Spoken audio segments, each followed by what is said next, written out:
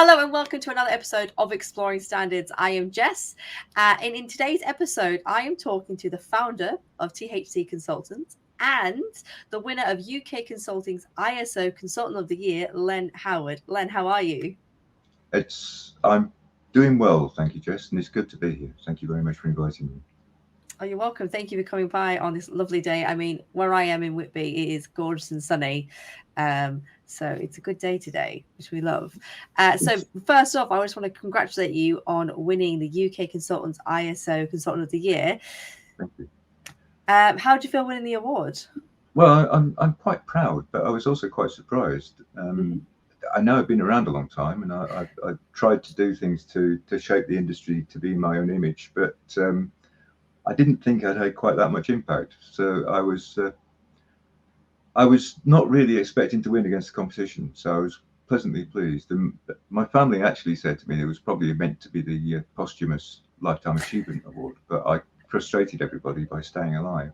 But no, seriously, I'm very proud, and I'm very pleased to have been recognised by the industry, because I am passionate about what the industry does. And it is a boring subject, I'm afraid, for most people. We are a distressed purchase for most people. But I try to make it a little bit more interesting for people and a little bit more value. Fantastic. I think you are doing that, I mean, this award is obviously just one part of that, showing that, but, obviously you've been in the industry for quite some time. You founded THC Consultants in 1991. So all those years ago, how did you get into consulting? Well, I actually intended to get into consulting because I structured myself out of the job that I was in, and I was an internal consultant in a PLC, working in various different parts of the PLC. I came out of marketing in the first place, and I had no qualifications in marketing whatsoever. I'm a biochemist by training, and got into marketing in the mid-70s. Consumer goods, brown goods, then into food, and eventually by the mid-80s I was moving further and further into strategic marketing and strategic management. That took me into corporate development. It took me into restructuring businesses, looking at how businesses operated within the group, and looking at ways we could make them more efficient, get added value out of what we were doing, and mergers, acquisitions, divestments, and what have you. And eventually was part of the team that engineered an MBO, the part of the bit of the PLC I was in at the time, and decided I didn't want to participate. So I set myself up in 91 as an independent consultant. Name was different then, it wasn't THC then, but okay, that's another story. Another story. Another time. But that's how I got into it. Originally, I was looking at a general management consultancy, and we still do general management consultancy, and indeed we still do marketing projects for people and business development projects for people. But in 92, I was asked by a client what I'd heard of BS 5750, and I said, well, I'd heard of it. I'd heard it didn't have a particularly good reputation for doing much for business, other than giving them a set of rules that they had to work to, but it was becoming mandatory for people to have it if they wanted to succeed. He said, well, I want to get it. I said, well, I don't particularly want to do it for you, but I'll find somebody who can. So I found somebody who could, pointed him in the direction of this chap, and they got together, and the guy, basically the consultant that I found, took his money and disappeared, never to be seen again. So he said to me, right, you've got me into this mess, get me out of this mess. Right, yeah, okay. And I thought, well, it can't be that hard. Looked at the standard, looked at what it was doing, and I thought, this is dull. It was just a set of rules. Yeah. Thou shalt do this, thou shalt do that. So I said, this is going to be a doddle, and got him through it. And then from that, I got more and more contacts within his industry, and then spent a decade working in the exhibition industry solely, with Earls Court and Olympia, and with spin-off businesses around that, and then moved from that into broader business, diversified at the end of the 90s, and to doing other things. And we've been a general consultancy focusing on ISO, but using ISO standards as a tool for people to be actually able to improve and develop their businesses. Brilliant, thank you. So you kind of just gone on there a bit about how you got into the industry, and you kind of led into this a little bit, and I want to know some of the developments that you have seen in the years in quality management. It's very interesting. It's almost, it follows the way of people thinking. When PS 5750 first came out, it was supposed to be quality assurance, but it was more about quality control. And the difference between quality control and quality assurance is, in quality control, something goes wrong, you don't let it go out to the customer. In quality assurance, you look to where things may go wrong, and you try to stop things from going wrong before they get sent out to the customer. Mm-hmm. And it was very simplistic in its early stages. It was saying, inspect at this stage, inspect at this stage, inspect at this stage, and then inspect again before it goes out to the customer. Mm-hmm. That was in the 5750 standards. Then in the mid-90s, we went from those into the ISO 9000 series. Originally, we had ISO 9001, which was for everything including design, and ISO 9002, which was everything excluding design. And that was a little bit better. It started to bring in this concept of preventive action. So what are you going to do if you find these things are going wrong? How are you going to stop them happening again? But it wasn't really firing anybody up. When the change really started out was in 2000. And with the 2000 iterations of ISO 9000 and 2004 iteration of ISO 14000, you started to get this idea of continual improvement. And you started to get the idea of how you actually manage your improvement and how you learn from your errors, how you perceive what your errors might be. But it wasn't really until we got to the current batch of standards, which started in 2012 with the new Annex SL, and the first one I think was ISO 20121, where you're actually looking at a broader range of what can possibly go wrong with your business, but not only what can possibly go wrong with your business, who's affected by your business. Who are the people that you affect? Who are the people that affect you? How do those interrelationships work? What can you do to influence them? What do people expect of you? And the needs and expectations of interested parties sounds really dull and boring, but it's actually just saying, right, what are we going to do to make our lives easier when we're interacting with suppliers, when we're interacting with customers, when we're even interacting with our neighbours and our competitors? And then, right, what's the risks to the business if something goes wrong with that? So it's a logical. I mean, some people say that some people from the security industry, when I say security, I mean information security, say that you should be looking at where your risks lie in the first place and then deciding who your interested parties are. I take the opposite view. Who do we deal with? Who deals with us? It's mainly looking at sort of like, it's almost taking a PR approach and looking at who your publics are. And then you look at your publics and you say, right, what's the risk of our relationship with this person? What's the risks? And you've got to think about your internal market as well as your external market. You've got to think about your internal suppliers as well as your external suppliers. And, you know, if you're in a business, right, think of what the finance department needs from you. Well, the finance department needs you to give them information so they can actually turn around and say, we're not making a profit on this. You need to do something different. You need the finance department to be able to give you the money you need to be able to develop what you're wanting. So you start to look further and further into the business, and it becomes a much more holistic approach. And I understand that the next generation of the basic, what I call the basic standards, ISO 9000 and ISO 14000, are going to start to look into things more like in a much more holistic way, taking into account things like sustainability of the business. Yeah, that's a big one now, isn't it, at the moment? Well, there's not just environmental sustainability and the carbon footprint. That is a major element, because if we don't get that right, none of us are going to be able to do business, and nothing's really going to matter. Yeah. But you've got to look at how healthy the business is as a business. Yeah. How do we retain our people? How do we actually make sure that our people want to work with us as opposed to working for our competitors? How do we make sure we are making sufficient money and getting sufficient investment to do what we need to do? Yeah. Develop our people. How can we make sure that the business, so you start to get in business continuity. Yeah. How can we make sure that the business is actually going to be able to continue to supply its customers? what happens if we lose a supplier? So all the risk elements of it come back again, but you Yeah. start to take a broader view of it, and that I think will be a good thing. I'm concerned that the preponderance of standards, so very specialist standards, and if you look at the list of standards that originally started out with ISO 9001 and developed from that, there's got to be about 50 standards now. And my concern is that in SMEs, which is the market that I tend to concentrate in, it's becoming a burden. It's becoming a distress purchase. So it's something you've got to have. If you want to do business, you've got to have this. So I feel from that point of view, we're going back to the 80s, and people will just start to look at it as, right, I've got to do this, I've got to do this, I've got to do this, I've got to do this. Let's do the minimum. Let's not worry about getting anything out of it.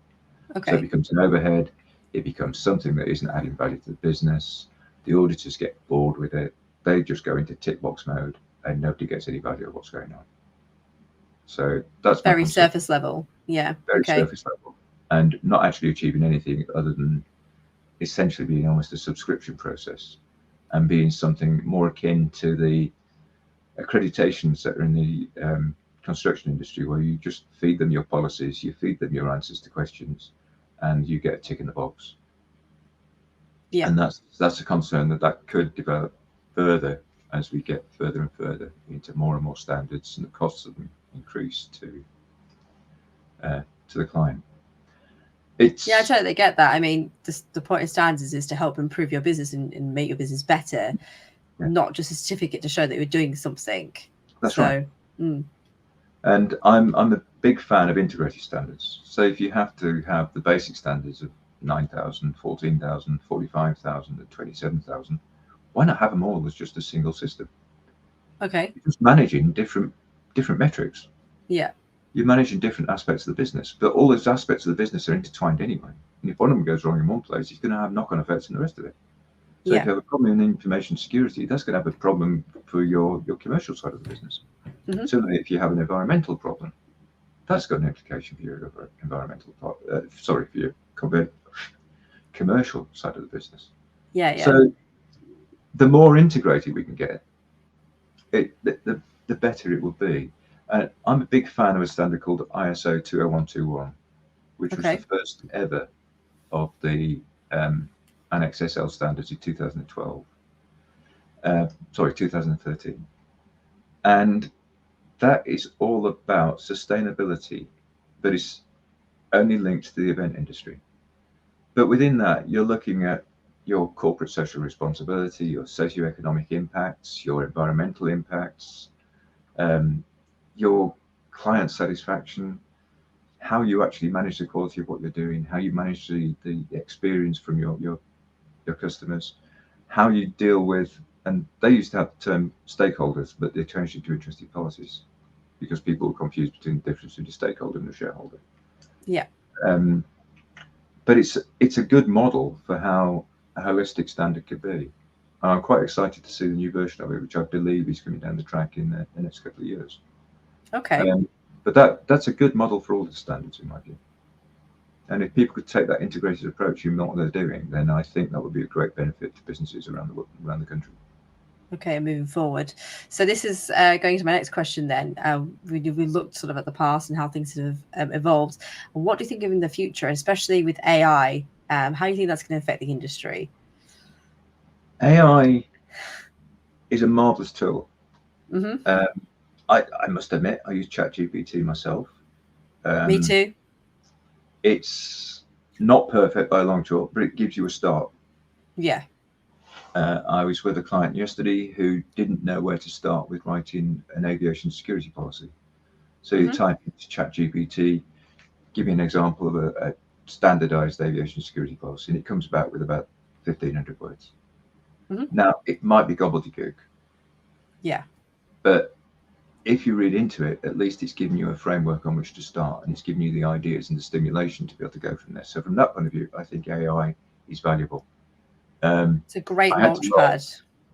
It's a great launch pad, and I had to laugh at helping a client prepare a tender document. And it was for a group of schools in an academy trust, and it was to provide signage in the schools. So it wasn't Okay. an enormous project. It wasn't an enormous amount of money that was going to be spent, maybe a few tens of thousands over a 3-year period. So one of the questions in the tender document was what you're going to do to help the student experience, and what can you do to enhance the well-being of the students within the school or within the schools. Mm-hmm. So I typed this into ChatGPT, and he said, first we'll build a gymnasium, then we'll build a swimming pool, then we'll build a large library. So he's got the right idea, but it just really understand the context. So Yeah. Mm-hmm. from that point of view, useful tool, but needs some dealing with. Yes. I'm more concerned that AI is going to take the place of the people who support the clients. The people who support the clients are obviously the consultants. Yep. But also the CVs and the auditors. And my concern is that, coupled with what we were saying earlier about this surface treatment of the standards and the approach to the standards, that as people become more and more facile in what they're looking at, the options for automating the audit process become greater. When the options for automating the audit process become greater, it's a natural for AI to do it. And indeed, one of the construction accreditation businesses, Construction Line, as you type your answers into the questionnaire on the portal now, it comes back and says AI is processing your answer. Okay. That is a major concern, that we will lose the human touch, we'll lose the understanding of what people are trying to do. I know from having tried to deal with Construction Line, with businesses that don't fall into the standard model of I'm a builder, I build things, but are people who provide ancillary services such as architecture or building consultancy. No, they don't have site welfare facilities. So AI says, I'm sorry, that's wrong. You've got to have them. But we don't get to. And that's my concern, that we'll end up with something that is just very sterile, doesn't do anything for anybody, but gives you a badge on the wall at the end of the day. So we need to look more, as I said, at integrating standards, taking a holistic approach, and looking at the factors that influence everything we do, rather than just as straight hard facts. I like that. I think that's, everything, not, as you said, not all businesses are the same, and working best for your business is the best thing to do. And if you believe AI would take that away from that, and that takes away from the surface level. So I completely agree there. Yeah. The thing was, I worked with a CB as a consultant to them in the mid-90s, and they conducted various customer research, and they found that the client companies that gained their certification purely because it was a requirement of their customer didn't have the same degree of satisfaction as those people who gained a certification because they wanted to do something better for their business. And in fact, the degree or the number of people who were doing it as a distress purchase because they had to have it was something in the region of 85%. And the level of satisfaction amongst that was something like 15%. Whereas the people who wanted to actually achieve it, their level of satisfaction with the standards in their later iterations was enormous, because it was giving them the tools to look at their business, to analyze their business and make them think about it. But they probably got non-conformities because they were thinking about their business as opposed to just ticking the boxes. Yeah. So I do get a bit annoyed when people just concentrate on the legislative aspects or the controls or the operational controls and things, and don't actually look at what the meaning and what the purpose of the standard is, and what the meaning and the purpose of what people are trying to do with their systems is. So that's what worries me, that AI will take people down the first route of just being facile and being just a stamp. Yeah. Okay. I can see that. I can see the worry, and I think that's a big worry, not just in this industry, but of a lot of industries, is that it's going to take away that sort of personal side. So I can see how that can be a big worry. And indeed, speaking to one of the big CBs, they're now starting to use AI to probe into standards, to actually find where the answers lie within a standard, because some of the standards are 200 pages long. So they're looking for how to interpret them, but using AI to do that. I'm not sure how good it's going to be. It may be excellent at finding out things, because it is just essentially a very, very clever search engine. Yeah. So from that point of view, it may be a useful tool. I honestly don't know, but the jury's out at the moment. I want to be in this. Watch this. At least, I want to be in the industry for at least another 15 years. So I'm going to continue to rail against the machine. Watch this space then. Watch this space. Absolutely. Well, thank you so much for taking time talking to me today. Once again, my guest has been Len Howard from THC Consultants. If you have enjoyed today's podcast, please make sure to rate, review, and subscribe. And we'll be back in a couple of weeks with another episode. Thank you very much.